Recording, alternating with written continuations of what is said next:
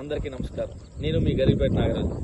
Visakha steel ప్లాంట్లో జరిగిన విషాదకర ప్రమాదంలో ప్రాణాలు కోల్పోయిన కార్మిక సోదరుల కుటుంబాలకు నా ప్రగాఢ సానుభూతి తెలియజేస్తున్నాను. ఈ ఘటన జరిగిన వెంటనే మన ముఖ్యమంత్రి నారా చంద్రబాబు నాయుడు గారు ప్రభుత్వం స్పందించింది. మన ఉప ముఖ్యమంత్రి పవన్ కళ్యాణ్ గారు, మంత్రి నారా లోకేష్ గారు బాధిత కుటుంబాలతో నేరుగా మాట్లాడి వారికి ధైర్యం చెప్పారు.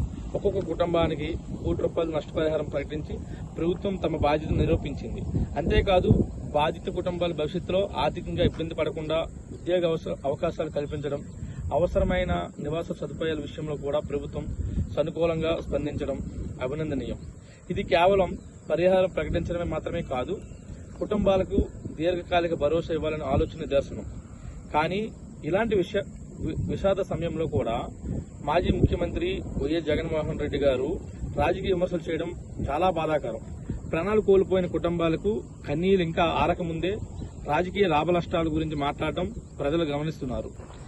ఇది రాజకీయాలు చేసే సమయం కాదు, బాధితులకు అండగా నిలిచే సమయం. ఇది విమర్శలు చేసే సమయం కాదు, వారికి న్యాయం జరిగేలా చూడవలసిన సమయం. ఇది ఆరోపణలు చేసే సమయం కాదు, వారి కుటుంబాలకు భరోసా ఇవ్వాల్సిన సమయం. నాయకత్వం అంటే మైక్ ముందు నిలబడి విమర్శలు చేయడం కాదు, కష్టకాలంలో ప్రజల పక్కన నిలబడటం, బాధలో ఉన్న కుటుంబాలకి ధైర్యం చెప్పడం, అవసరమైన సహాయం వెంటనే అందించడం. ఈ రోజు ఆంధ్రప్రదేశ్ ప్రజలు ఒక విషయం స్పష్టంగా చూస్తున్నారు. ఒకవైపు మాటలు, మరోవైపు చేతలు, ఒకవైపు విమర్శలు, మరోవైపు బాధితులకు సహాయం. ప్రజలు ఎప్పుడు పనిని చూసి తీర్పిస్తారు.